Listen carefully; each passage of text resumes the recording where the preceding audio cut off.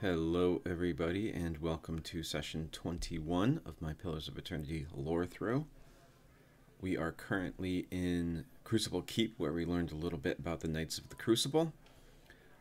Also, last session we met and recruited Pallegina. She's not with us now because she's escorting someone that showed up at Cadnua, but the text described her eyelids as nictating, and I missed an important part of the definition. I kind of read a very small part of the definition, which is basically to blink.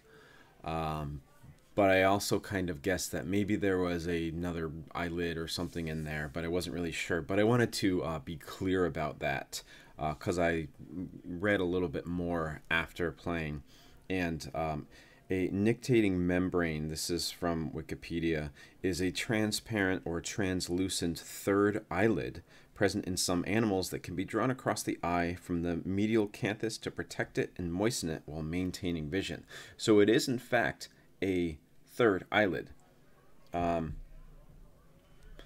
Pallegina, being godlike, has a third eyelid, and I think it would be really worthwhile right now to read a little bit about the godlike race, because I don't think we've done that yet, and I'm trying to kind of read a little bit about our companions when we recruit them. So we read about the dwarves when we recruited Sagani, and now I would like to read about the godlike after we have recruited Pallegina. So this is from the guidebook here. It says, the godlike are children of kith who have been blessed or cursed, depending on personal or social view, with the physical manifestation of a divine spark granted by the gods. Godlike manifest their divine heritage in a variety of ways: wings, horns, strange birthmarks, talons, odd eyes, but they always manifest it somehow. Though their appearances vary, they are unmistakably otherworldly when anyone gets a clear look at them. Sometimes the reaction they get is overwhelmingly positive. Many times the reaction is overwhelmingly hostile. For better or worse, the physical characteristics that mark them as godlike always come with supernatural blessings and curses of their own. Godlike are equally uncommon all over the world. No one region seems to have more or less than another. The life expectancy of godlike tends to be similar to that of their mother and father's race. All godlike are sterile. They are incapable of reproduction with each other or any other creature. This fact often colors how cultures regard them and their roles in society. Godlike variety. It's not accurate to say that there is only one ethnicity of godlike, because most godlike are fundamentally unique. Even if there are physiological similarities between two godlike, the circumstances of their birth and upbringing mean these similarities don't mean much. There are only two constants for godlike. First, the shape of their heads is distinctly and obviously unlike any other kith. It's virtually impossible for them to conceal their nature without drawing an enormous amount of attention. Second, godlike limbs are always covered in some sort of growth, scales, feathers, talons, etc., or energy that is obviously not like other kith. It doesn't prevent them from wearing any clothing of the sort, but if their limbs are exposed, their nature is obvious to anyone who sees it. So their features are: facial structure tends to be as the mother's and father's. For example, a mountain dwarf godlike will tend to have a wide jaw and more square face shape, even if the skin coloration is completely different. Their skin tone sometimes comes from the mother and father, but often are completely unnatural or blend into some sort of unnatural growth, for example, moth, feathers, etc. In many cases, godlike skin is completely natural. This is a battle of wills, Watcher. Durance always interrupts me while I'm reading. I have to remember to pause it when I'm doing that. Substances like fire and water have a realistic appearance but do not burn or transfer moisture. Like many aspects of godlike physiology, their seemingly supernatural attributes defy commonly understood physical truths. Their hair is not often hair, but horn, fire, plant, growths, feathers, or other oddities. Sometimes they do have hair, but it is of a strange tone or texture and blends in with other growths. And their eyes, godlike's eyes, are always unusual in some way, from unnatural coloration to odd iris shapes, for example, goat or bird's iris shapes, to no visible iris or pupil. So basically, godlike only come it's kind of like a mutation of sorts. So Godlike's parents are members of another race: dwarves, elves, orlins, humans,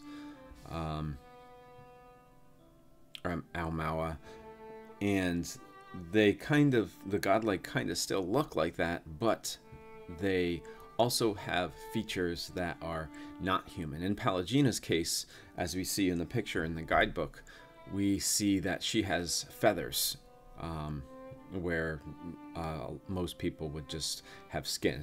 It's not all of her skin, but we see that she has feathers. It could be scales.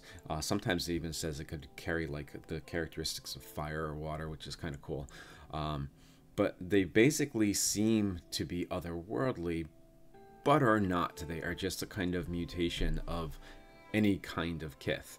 They can't have children of their own, so it's not like they could spread Godlike wider and farther. It's just kind of like I guess an accident when somebody has a Godlike child.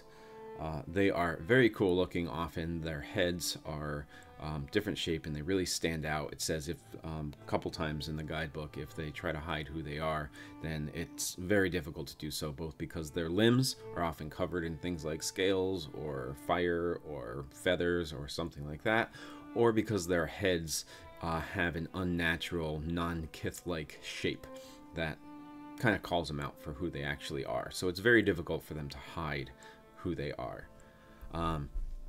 Also, because they're so good, cool looking, it seems like a lot of the gold-plated NPCs, this is just a kind of personal observation of mine, a lot of the gold-plated NPCs that were Kickstarter backer reward, they seem to be godlike because they're just kind of cool to look at. Okay. All right, let's let Durrance finish up here. I surrender. So in Crucible Keep, we got a quest from, I can't remember her name, unfortunately.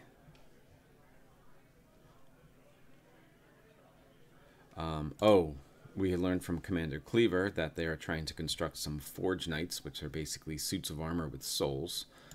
Was that the only one? That must have been the only one. Yeah, and we learned that the Crucible Knights are...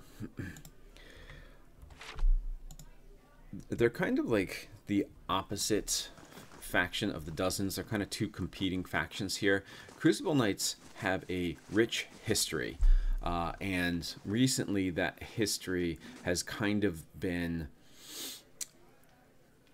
I don't know, distorted, where Crucible Knights at first were people who were both smiths and warriors.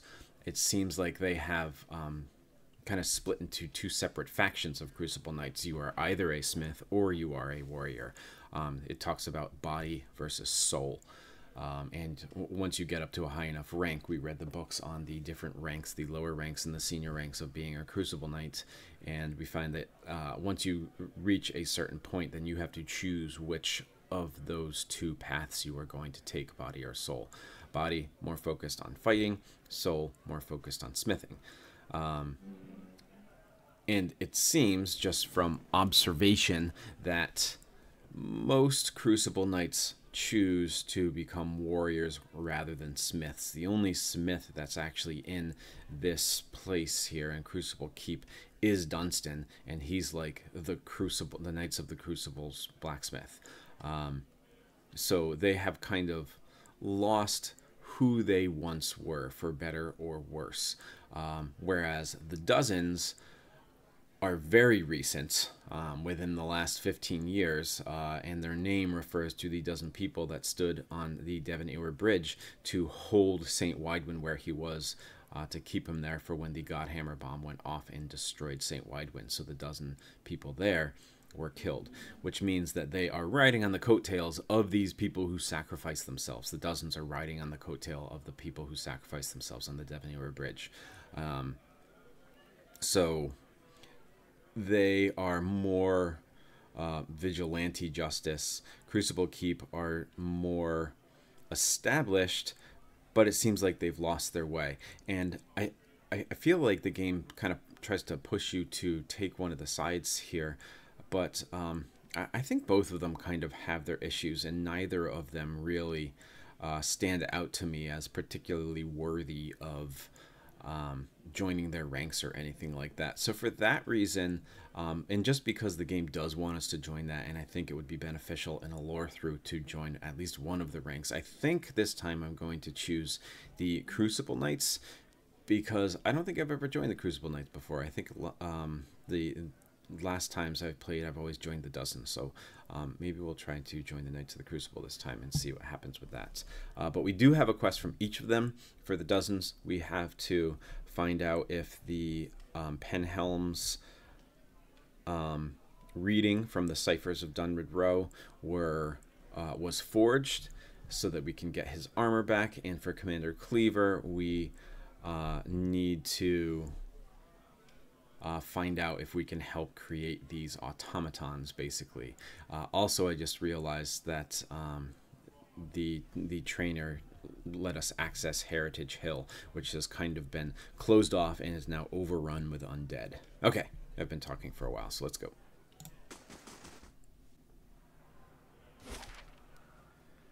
Okay, so we have been to the... Oh, we haven't been to the Valiant Embassy yet. But I think I wanted to wait for Pallegina to go in there.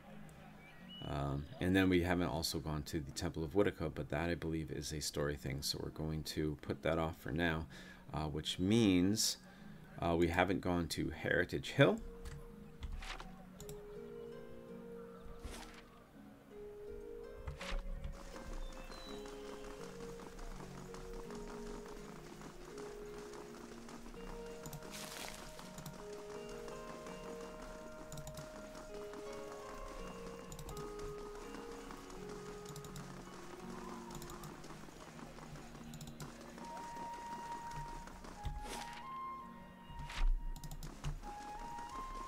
A separate entrance to First Fires.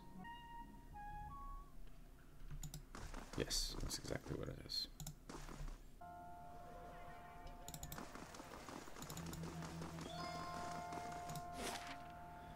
So we haven't been to Brackenberry. We haven't been to Heritage Hill either, but we just opened it at least, and want to go to Brackenberry next.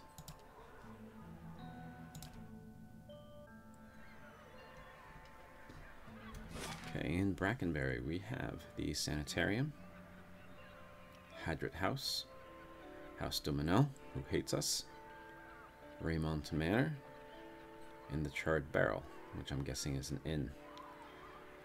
Looks like also we have a bunch of Audra pillars that seem to possibly be like a shoreline.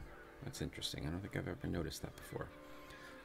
I guess let's just kind of go in order here, right?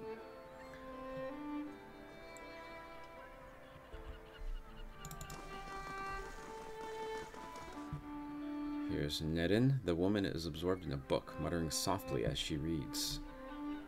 How do you do? A woman stands in the shade of the garden, muttering to herself. She's fixated on the pages of a large and well-worn tome, seemingly oblivious to the blooming flowers and the cool, fragrant breeze.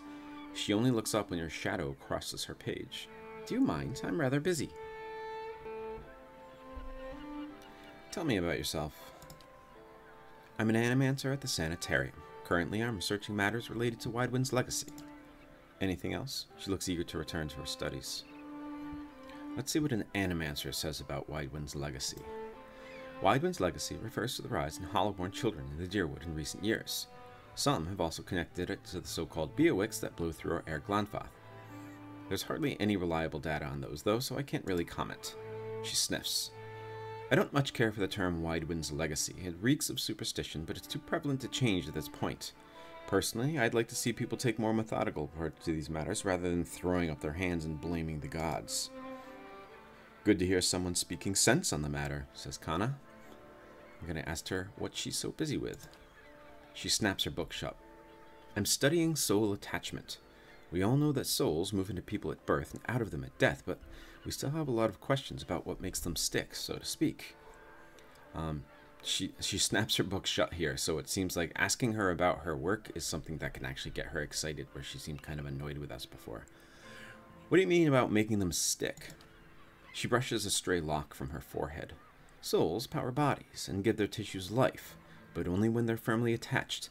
It's separation that leads to a whole spate of soul-related ailments, including the Hollowborn. But if we understood how to reattach souls, we could end Widewind's legacy, maybe even conquer death. She scratches behind her ear. That's the theory, anyway. Unfortunately, I don't have all the research I need to put it into practice. What exactly do you need? This one right here, that's the problem with animancers. You meddle in things you don't understand. I don't think Beater is totally against animancy. It's definitely something that can be corrupted, but not something that is inherently evil or bad. So I'm going to ask her what exactly she needs. There's a manuscript called the Theorems of Pangram. It contains research from Pangram's experiments on detached souls. The Hall of Revealed Mysteries is rumored to have a copy in the Elder Archives. We cannot access the Elder Archives. As of now, anyway.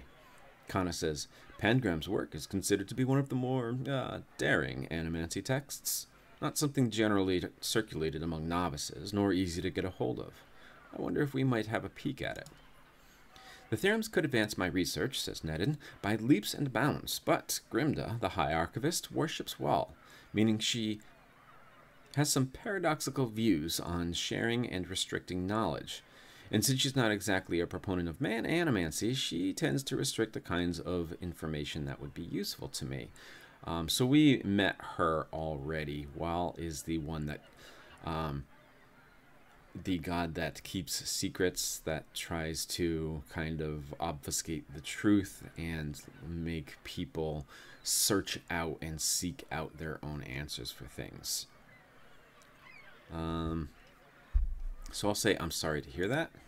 She sighs. Look at me spilling my troubles. It's kind of utilitarian, but I should really get back to my work. Let's see if I can ask some questions about the theorems of Pangram. Such as, tell me about the theorems of Pangram. Pangram was an animancer working in the Deerwood. He had some interesting theories about essence and some rather innovative techniques for studying it. He was able to reattach souls to bodies after death, although he wasn't able to prevent his patients from degenerating. He was controversial, to say the least, but many are starting to realize that he was merely ahead of his time. What do you mean by degenerating? Nedwin twists our hands together. Well, there seems to be a tiny problem with reattaching souls after death. The bodies will reanimate and may even retain memories and personality, but they develop a hunger for flesh, living, soul-infused flesh. So it basically turns them into zombies. Without it, they start to devolve, decaying mentally and physically. If the process goes too far, which it eventually does, they become mindless corpses, attacking anything that moves. We haven't figured out a way to avoid that. So this sounds like what happens with the undead in this world. I think we've addressed this before, how they follow a path from, like, I can't remember exactly what it was, but vampire to ghoul to revenant to skeleton. And it seems like what's happening here. So it seems like maybe that is the result of animancy gone wrong. Kana says, that is more than an inconvenient side effect. You've reproduced an unnatural curse with little to show for it. I'm going to say that sounds like necromancy. Nonsense. Necromancy is magic. This is science. She emphasizes the last word. And she's kind of right. They're playing with souls. And because souls in this world do definitely exist, they are attached to a body and return to the wheel upon that body's death, then this very likely can be scientific. Animancy can be scientific. I don't think if it existed in our world the way it exists here, we would call it scientific, but it definitely can be in this world. So why doesn't Grimda let you read the books you need? The Hall of Revealed Mysteries is rather protective of its books, especially the rarer ones, and Grimda in particular.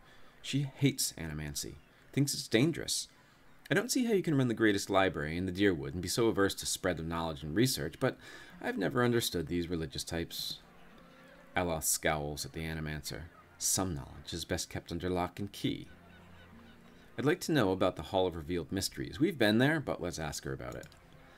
You'll find it in the Copperlane district. It's dedicated to the gods of secrets and revelations. Most importantly, it houses the largest and most expansive library in the Deerwood. Well, that settles it. We simply must go see it, right?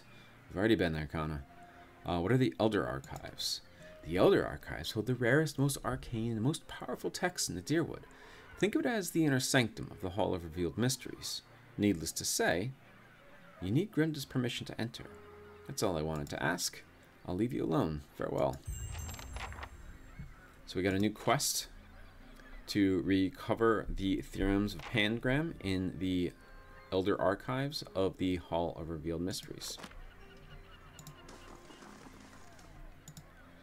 These charming windows are reinforced with iron bars and double thickness of glass. Probably the same thing. Yeah. So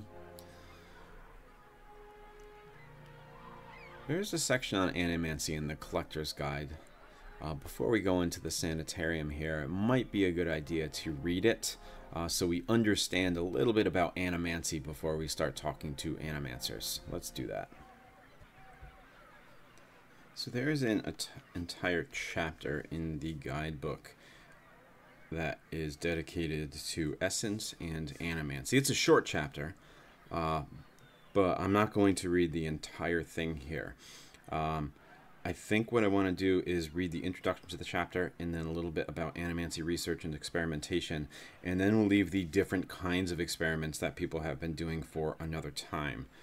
So I think that'll be the best thing that we can do here. So this chapter opens with a section called Souls and Essential Nature.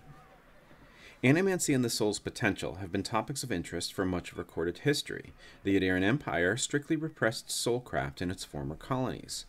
As a consequence, informed research has only been in practice for the last 140 years, and very few experts have made names for themselves in the developing field.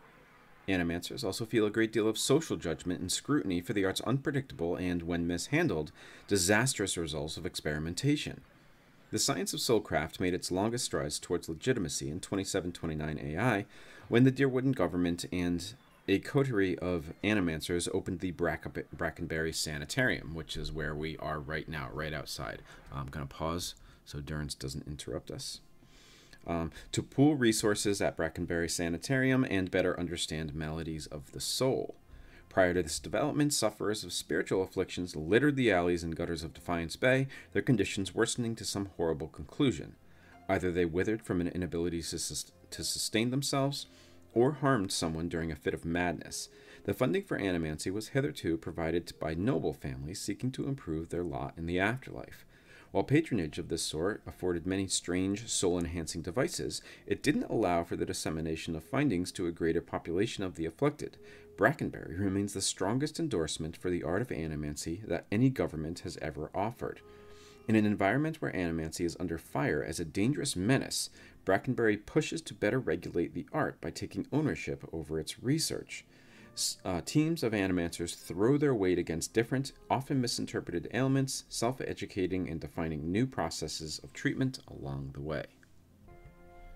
So Animancy then has a long history of kind of being shunned by people, and like a lot of things in this world, finally when people with money started recognizing it and wanting something for themselves, in other words here they wanted to improve their lot in the afterlife, then it started to gain a little bit of legitimacy.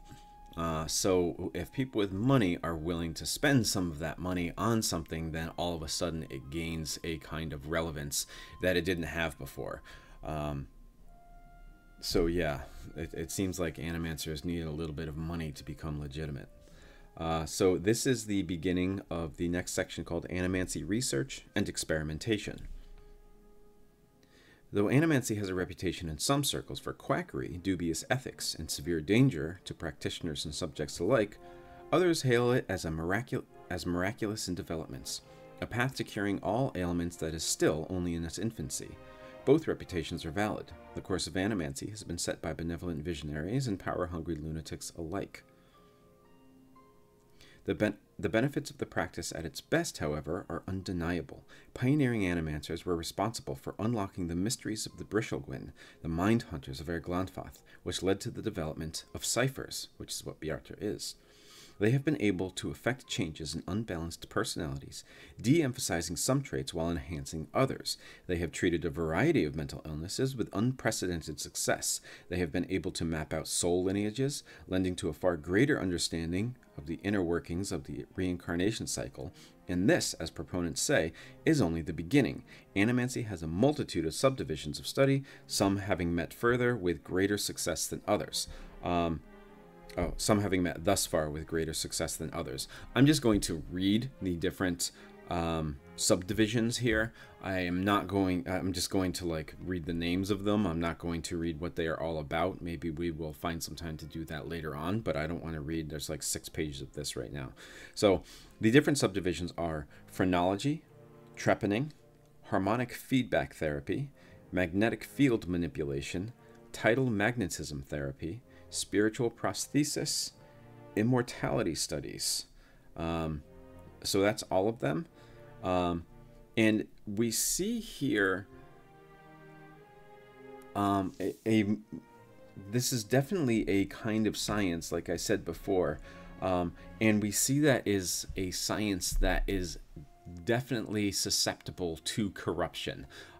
There are people who have done some great things with animancy that have been able to cure mental illnesses and the like, but there are always other people who try to take it too far and like reanimate corpses, that kind of thing, with these souls.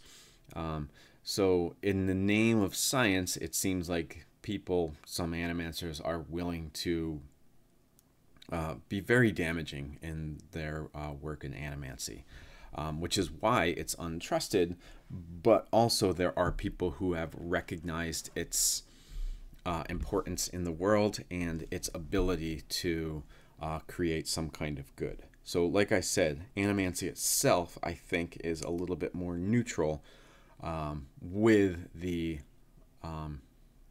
where it could be corrupted, where it could be given disastrous results. Okay, so should we head into the sanitarium? Yes, let's head into the sanitarium.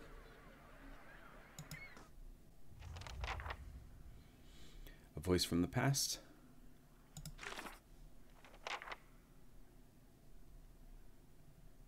Oh, so this is the man who lost his adventuring partner 60 years ago.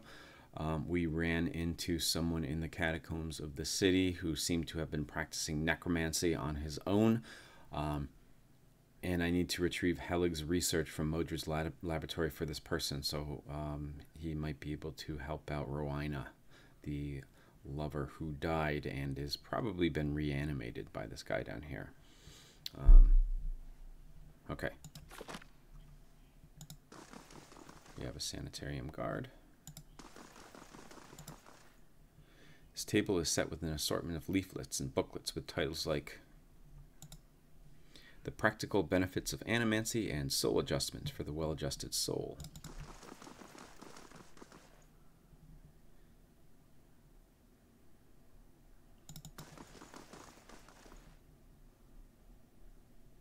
So here we have the head head warden Ethelmer, who is a statue, much like the steward of Cadnua. Head warden Ethelmer, a well-maintained statue of a middle-aged man, presides over the room, looking down unblinking over the bustle of harried academics pestered by the hopeful desperate. A strong warmth emanates from it that you could sense from across the room. There is a human soul stored beneath the stonework. You feel its attention turned towards you. It has been some time since a watcher graced these halls. His voice echoes deeply, rumbling the floor beneath you. I am envious of your natural insights, traveler. I can only imagine how it might have helped my work in life. Now, what is it that brought you to my sanitarium?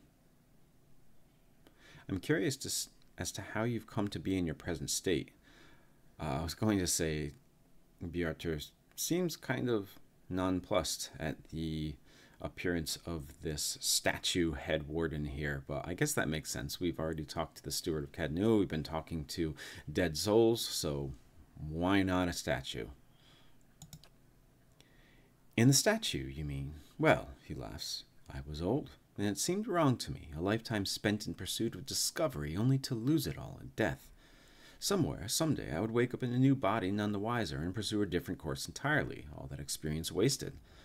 If we are ever to unearth the principles behind our existence, it will be in spite of our condition. Of that, I am quite sure. To live on as part of something I helped build seemed to be a better legacy than what nature had in store. The transfer itself was quite simple as our techniques go, and for that I am grateful. Playing with souls is far easier to accept when they are not your own. I do miss being able to take an active role in the scholarly efforts here. Now and again one of our animancers will humor me and consult over some problem, but they are a jealous breed and too often afraid to collaborate. If you are considering it yourself, I can tell you that it isn't for the easily bored. So it seems like it would be beneficial for them to share their work, but it seems like animancers as a whole kind of want some kind of glory for themselves, so they try to make their own discoveries without consulting with other people. Tell me about the Sanitarium. The head warden says, a history lesson. This is a rare pleasure. Most come in here only concerned with cheating death in one way or another. We are an old institution as Deerwood goes. This is our 94th year. As with many cities, the growth of Defiance Bay brought with it a host of problems. One of the worst was that those born with, shall we say, ill-favored souls came to populate its streets in droves, thus the Sanitarium. Brackenberry was a natural fit. It was growing, but there was also a lot of money here back then. This place owes its survival to the curiosities of the wealthy more than anything, I think. Our founding came at a time of great suspicion in Animancy, much like today. So much progress has been lost in the mishaps of a few careless practitioners. But in time, it was forgotten, as all things are. Since then, we have been at the forefront of Animancy's resurgence. We have played host to many gifted researchers and pushed the boundaries of our knowledge in ways never thought possible. Some of the first safe transferences were done here, and we have pioneered work in soul purification, lineage analysis, preservation. It's really quite a list, if you'll pardon my pride. Today well, I can't say it's exactly the same. There's been some push to shut us down. It comes from Deerwood's more excitable denizens, whose minds are more passionate than thoughtful, I'm afraid. People see this legacy, and they see it involves something they don't understand, so it's natural for them to suspect people whose understanding exceeds theirs. It looks to them like we're hiding something. So a little bit more on the mistrust of animancers here. Because they don't understand the Hollowborn, because they don't fully understand souls, they are mistrusting of animancers who seem to have a bigger grasp on it, and because they can't, because like people that aren't animancers can't manipulate souls in the same way that animancers can, they are somehow tending to mistrust the animancers who can do that with souls. Moving on here. Head Warden continues. We have a representative in the palace at this very moment defending the entire science of animancy at a hearing before the Duke, absurd as it sounds. If it does not go well, it could be the end of animancy in Deerwood. I fear Avar may be swayed by all this unrest, irrational though it may be. We shall see. So animancy is under fire right now and might become illegal. I'm looking for an animancer named Moedred. Moedred? Of course. You'll find him downstairs in the first room on the right. That was easy. Farewell.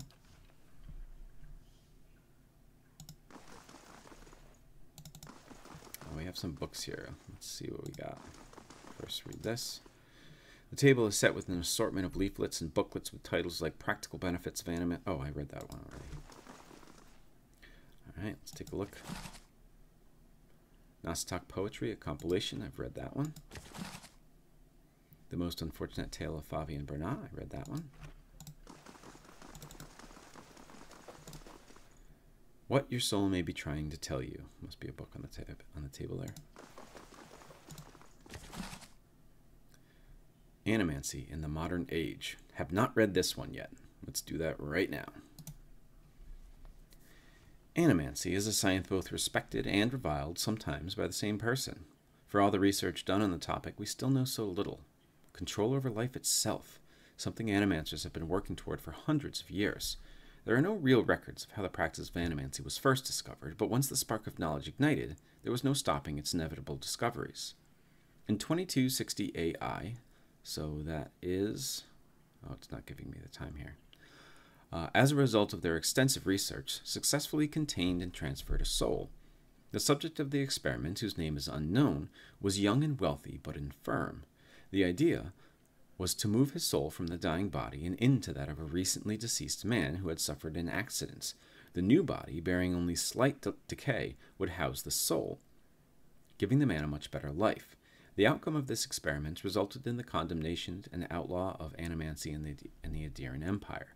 Again, while we have no true record of what happened, as they were all destroyed after Animancy was outlawed, a journal was discovered, a makeshift confession by one of the participants. Excerpts from the journal follow.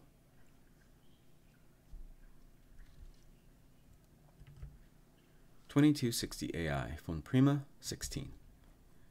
It is done, and the gods forgive us for our arrogance.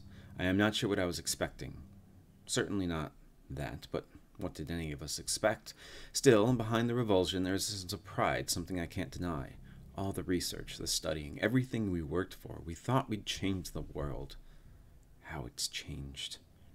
All was in place, the twisted form lying on the table next to its new vessel. The equipment had been prepared, the tinctures and potions all carefully crafted, every detail painstakingly organized to ensure success. We most assuredly succeeded. The procedure went exactly as it should. The soul, extracted from the old body, held, bound in place to prevent it from moving on. Then the next step, transferred to the fresh vessel. It was beautiful and terrifying. I listened as they spoke the words of binding. I watched the soul move. Not the soul itself, of course, but the vapor we used to detect it as it lowered into the vessel. A gentle luminescence covered the body, and then... nothing. Silence. Darkness. I held my breath, afraid that even the slightest disturbance would destroy all our hard work. Then motion. Then, dear gods, then... blood. How did I survive? I do not know. The vessel rose from the slab, and the room breathed. Every person crowded around the tables exhaled. Some cheered. We had made life from death. We had become eternal. The body closed its eyes and tilted its head, looking for all purposes to be listening for something, or to it. Then its eyes popped open and it moved. Its lips peeled back from its teeth in a horrible expression of fury. It fell on the nearest man, tearing its throat, knocking him to the ground. Then the room erupted into screams, shouts, and a flurry of bodies running, pushing, doing everything in their power to get away from the creature sitting on their colleague. But right before that happened, in the split second before the chaos, when there was nothing in the air but stunned, terrified silence, I heard it, sitting there on its chest, face at his neck, and it was feasting. So the history of Animancy in the modern age enemy, anyway, is inextricably tied to the undead here. It seems like people, this was outlawed after this creation of an undead, but there were still people who were intrigued and wanted to learn more about Animancy. So very difficult ideas here. They have obviously done some harm in their study of Animancy, but because they were willing to do that harm in the first place, some good has come of it. Interesting.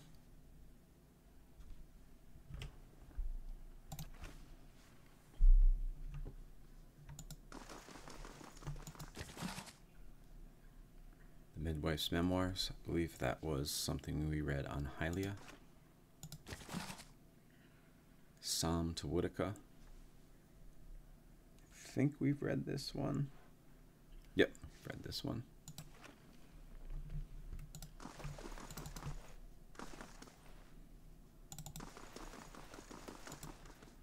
These look like field sketches of Ingwithan ruins and artifacts. Edir Customs, we've read that one. That was about a lot of the festivals and stuff like that.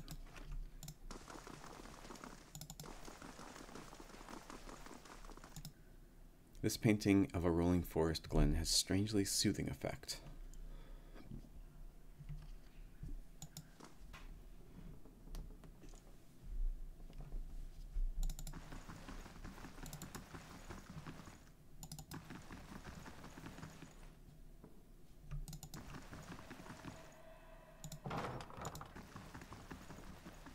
Someone named Bella Sage. Well met, friend. A woman paces back and forth, her feet crunching on the soft red carpet. She gestures and mumbles to herself, shaking her head as she pores over pages of notes. She almost walks into you. Ikosi!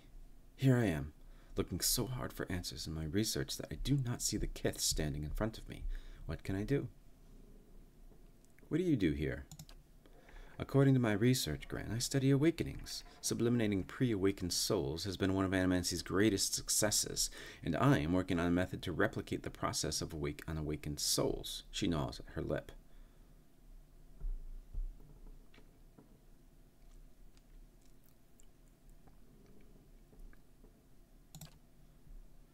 But the truth is that I find few suitable subjects here. Widewind's legacy has left plenty of awakened souls, but most are too broken for study. She sighs. I fear I will return to Revua with nothing to show for my efforts. I am awakened. I've been recalling flashes of a past life. She scratches her chin. Most interesting, but not the kind of awakening I can study, I'm afraid. I need someone whose awakened soul can be triggered with predictable stimuli. Souls such as these tend to manifest as alternate personas and the host. She gives you a broad, if strained, smile. But I thank you for the offer. But Aloth is right here. Something you need? I'd like to know more about Animancy and the Valian Republics. Belisage continues. It is a dynamic and respected field. Even the Bale Reach incident did little to slow it. She shrugs. People in the Republics are more accepting of risk, less superstitious, ready to try anything that shows promise.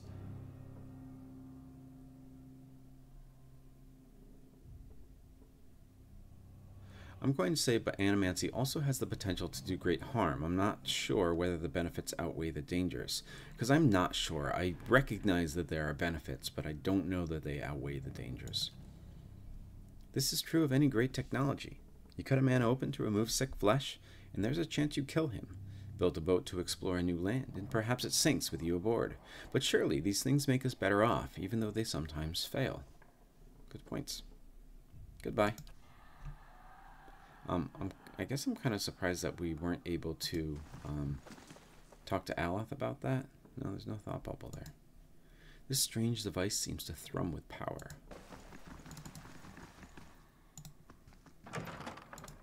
Here's Moedred.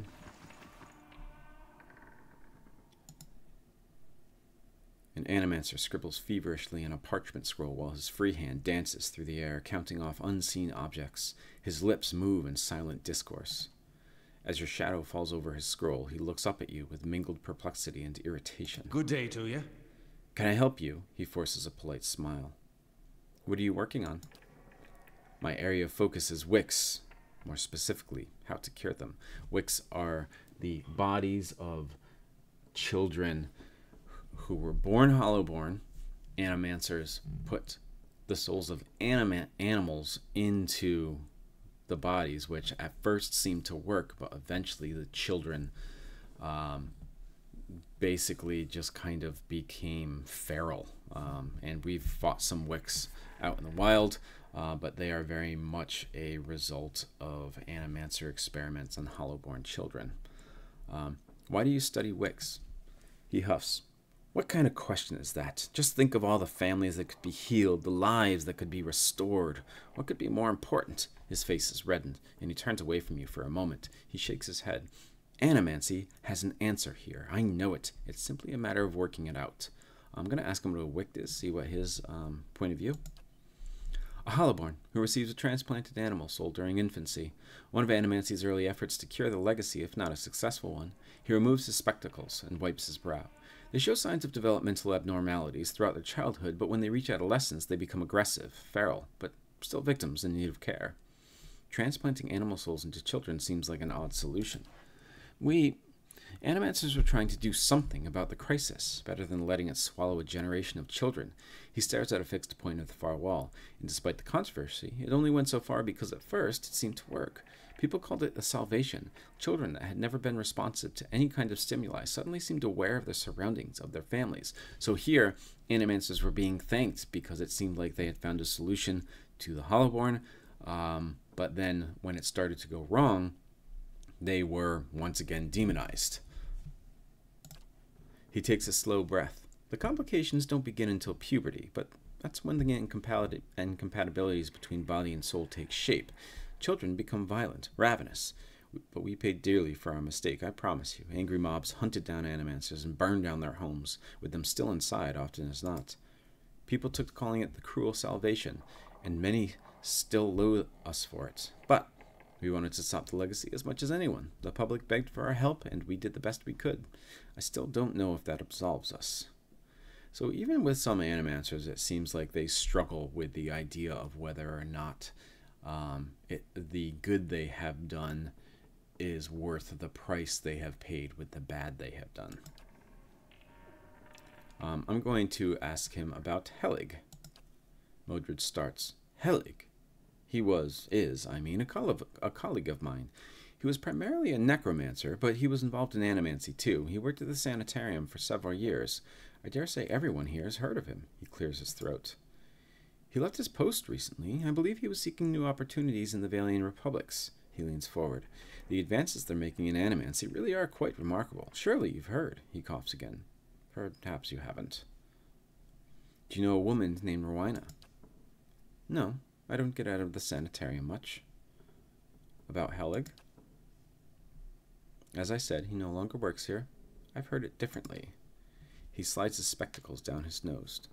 Just what are you insinuating?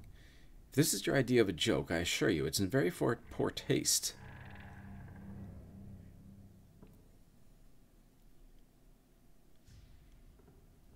So you didn't sink a blade into his chest and dump him in the catacombs? He'll be relieved to hear it. Moedred pales. How could... He sighs and runs a hand over his hair. Very well. Yes, I killed him. I killed that beast because nobody else had the spine for it. He was a madman. Years of perverse experiments, twisting healthy souls, torturing damaged souls, and for what? He flayed the essence from Glanfathan indigents for his amusement. He waves down the hall. If the public had known half of his deeds, they'd have razed this place to the ground. He jabs a finger on the desk. He used the Sanitarium to disguise his own sick proclivities. He brought shame on all of us and put the entire discipline at risk. I regret nothing. He calms down and sizes you up. Anyway, now you know the whole grisly story.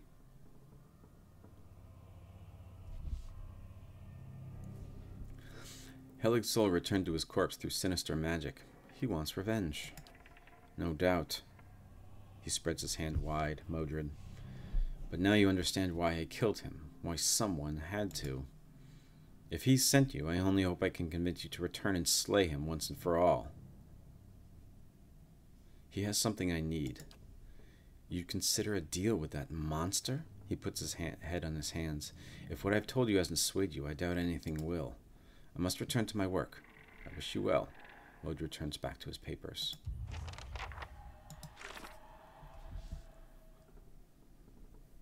So it seemed like, in judging by what we've heard from Helig too, it seems like Helig deserved to die. I wonder what would happen if we just went and killed him. If we would be able to free Rowena from death, from undeath. In a corner of Moedred's lab rests a large weathered trunk. It seems likely to contain something important, if only by virtue of its size. Examine the trunk more closely. The lack of dust on the trunk's surface and the long scratches on tile flooring suggest that the trunk is frequently used and moved throughout the laboratory despite its considerable size. Deep yet narrow gouges score the wood and the edges of the trunk. They look like claw marks. Can I unlock it with him standing there? You take the key you acquired from Helig and place it in the lock. It fits perfectly and returns with a solid clunk. I've lost Moedred's trunk key. The trunk holds no grimoires or treasures. Instead, you find yourself staring into the feral gaze of a toothy maw and a twisted, monstrous creature. Its humanoid form has been overwhelmed by bony angles and terrible claws. With a start, you recognize the vague shape of a young girl beneath the elongated, malformed bones and grayish skin.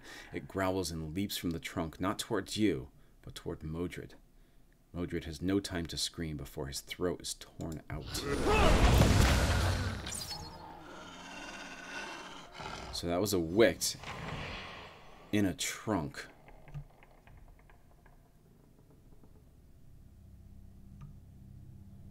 So maybe Helig deserved to die, but Moedred seemed to have been pretty bad too.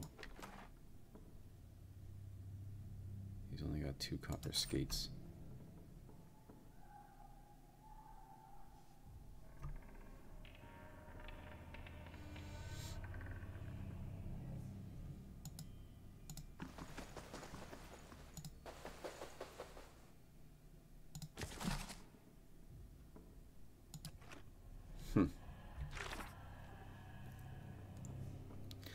I slew Moedred. It's not what Helig wanted me to do, but what's done is done. I need to return to him and let him know what happened.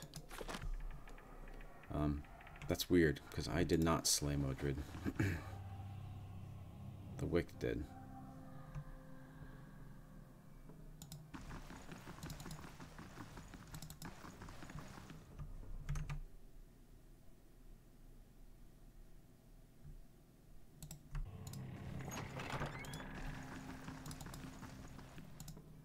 The edges of the cage are dented and scorched with claw marks.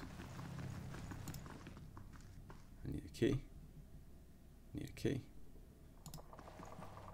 Sometimes we get people in here trying to make trouble for the Animancers.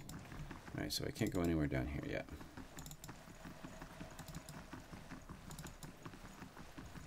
And Moedred is dead.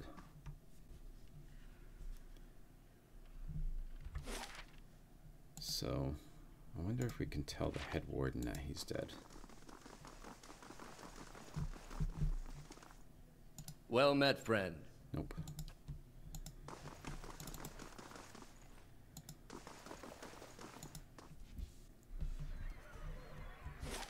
Alright, let's end. Good boy. Who needs his belly scratched? The deer keeps trying to pet Itumak.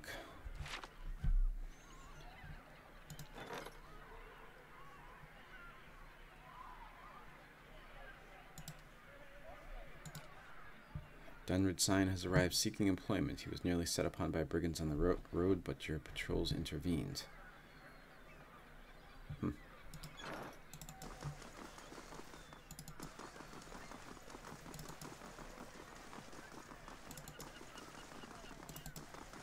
It's House Domino right there.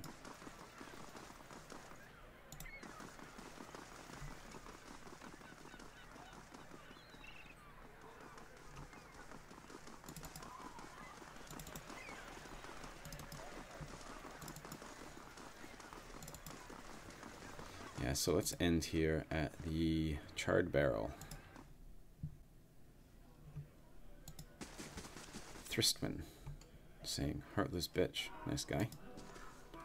The young elf is dressed in gaudy robes that he seems ready to cast off. He picks at a heavily brocaded sleeve and continually adjusts the gold chain around his neck. He looks up at you. "Did she send you to run me out of town? You can tell her I'm not going anywhere without that medallion. I told Cyril I wouldn't let her sell it. If that's what you're here about, then save yourself the trouble." He puffs up his chest but glances at the exit. "What are you talking about?" He relaxes. "If you have to ask, then you're obviously not here to shake me down. Cyril's a courtesan over at the Salty Mast and Andra's Gifts. We've been working together for over a year now. I find a noble with more money than sense, fill him up with liquor, and send him her way. They have a good time, and Cyril takes her fee, and a little extra." He rubs his fingers together. 100 coppers here, a trinket there. It's a bounty for us, and these lords and ladies never notice anything missing. No harm done, then. Anyway, we always split the bounty, until a week ago. He squeezes his lips into a tight frown. She takes a necklace off some noble. It's an Engwithan medallion, damn near priceless. The relic is sacred to my clan, but she won't part with it for any sum I could afford. He tugs at the gold chain around his neck, and even if I wanted to, I can't go home without it. Sagani's brow furies in pity. That's a hard thing. "Tell me more about your situation." He picks at the hem of his sleeve. "What do you want to know? What makes this medallion so important to you?"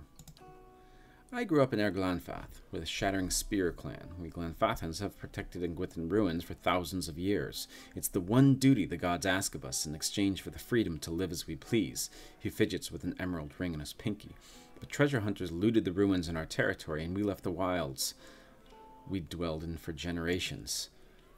Most of my clan mates scattered to towns around the Deerwood and probably live on crusts of bread. He looks on it at his embroidered robes with disgust. Restoring this medallion to the ruins would earn us God's forgiveness. The shattering spear could go home. This is all rather fascinating, says Kana. A single medallion to earn the god's favor and so return home? It reminds me of, a story I heard. Somewhere. Tell me about Cyril. She's a courtesan at the Salty Mast over in the Andra's Gift. She wasn't born to much, but she's done what she has in order to escape that. He gazes at a string of amber beads around his wrist. She's a good friend. He holds his arms in his trailing, wrinkled sleeves. Without her, I'd probably be living hand to mouth like the rest of the Shattering Spear. But this isn't about her or me. It's about the 40 people in my clan and the way of life we've held to for generations. You seem like you've done well enough for yourself. He clenches heavily adorned hands. It was this, or scrape by in the gutters like the rest of my clan. But I'd give it all for that medallion. I offered to, but it's worth more than anything I've got, and Cyril knows it. I still don't understand why you can't take your money and return to Erglanfath. He sighs, arching his neatly plucked eyebrows. That's because you're used to looking at things with detachment. A community isn't a place. It's a connection to history and meeting. He makes circles with his wrist. Like an anchor, defending the ruins from the gods gave us purpose. Without that, we're adrift. Does any of this make sense to you? Yes. He smiles and nods slowly. Then you know what it's like. How to care for something you can't explain. That's all I wanted to ask. So, will you help me get the medallion? I'll see about getting the medallion from Cyril. You'll find her at the Salty Mast. The only way anyone sees her these days is by paying, so you have to go through Maya. He fidgets with his sleeve. But whatever you do, please don't hurt her. Got a new quest, far from home, to recover an Ingwithan artifact to help this person's clan. Each plate and utensil has been polished to a spotless shine. The thin-stemmed goblets ride melodiously at the strike of a fingernail. So this seems like a upscale inn here. Got some beer, might as well take it. The scripts and props belong to the production of The Most Unfortunate Tale of Favi and Bernat, which we have read. This is Nansen. That name sounds familiar. And Ingrid. Oh, these are the people from Gilded Vale, who we let go. Begging your pardon. Oh, it's you. It's good to see you well. We've had a few rough days here, but then we found this place, and they were kind enough to hire us both. Things have been wonderful. I can't tell you how much we appreciate what you've done. It's hard work, but good wages. Can't complain. Glad to see they're doing well. Good day to you. Abelhart Scarian. The man is dressed in neat but functional clothes. His sun-wrinkled skin and limber musculature reflect a life spent in the wilderness. Well met. What brings you to the Charred Barrel? Is this your place? It's my retirement, he thumps the bar. Used to be a warehouse back when Brackenberry saw more ship traffic, but it fell out of use when the area became mostly residential. I inherited it from some great uncle who'd never had any never had any luck pawning it off on my cousins. Now it's the most popular spot in Brackenberry. The nobles come to unwind, and kith from other districts come to mingle. He leans closer. We get a few rough types, too, but they behave in here. Besides, their coin's as good as anyone else. Who are you? I was a cartographer for the Duke for decades. He rubs his neatly stubbled cheek. Crossed the White March half a dozen times and mapped out most of the ruins of the Thane Bog. He grins, flashing a gold tooth. A good career, but one suited to younger men. When I came back to Defiance Bay for good, Cleaver and a few others, friends in the Knights, helped me get the rights to refurbish this place. There's strong ale, quality entertainment, and a fresh breeze. He raises a mug. What more could a man want? Alright, so let's see what he's got. Dragon meat dish.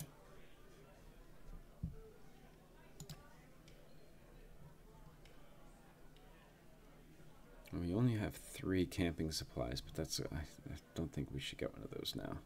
And then we have some rooms.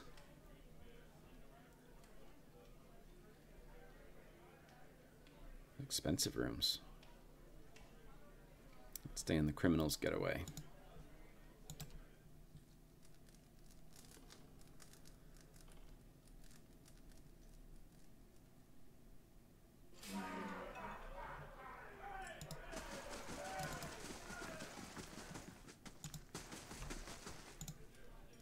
Please don't track dirt into my kitchen. The patrons here are particular.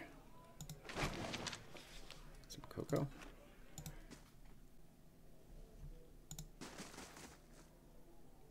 Bandits in the basement? What is going on?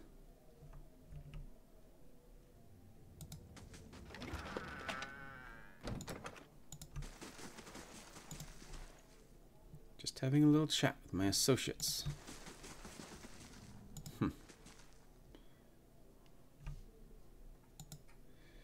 Flasks of the infamous soul burn from the Deadfire Archipelago are nestled to the crystal clear Nasataki and Glenfellan spirits. Pale yellow and deep amber whiskies from the Deerwood in the Living Lands rest side by side. Spirits. This isn't stealing. The proprietor has collected a respectable variety of bottles from around the world, from tart Edir reds to sweet summer wines for Awatai.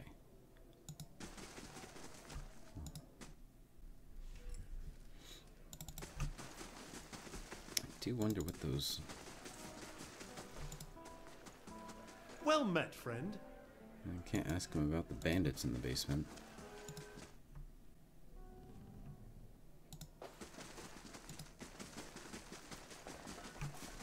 A simple test.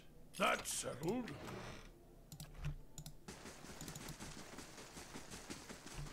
Merwith? Merwith watches you through kohl-rimmed eyes. She puts her hand on the hilt of her blade, jangling the jewels that hang from her wrists. We don't know each other, stranger. Best keep it that way. What brings you to the Charred Barrel? Merwith raises an eyebrow. What's it look like? Good wine and a little peace and quiet. She flips a copper coin with her thumb. And Scarian doesn't ask too many questions. You don't seem like a Brackenberry local. I'm a sailor, she gives you a half smile, and a liberator of certain goods. Merowith casually fingers a large earring. And the nice thing about the snobs here is that they're usually too polite to ask more. I'll be going. Pirate. Got some pirates and bandits in here. This map charts routes through the White March. The owner of the bar told us that he would go on expeditions in White March. This is not stealing, these golden souls. An ixmiddle water jug fashioned from white clay. Okay.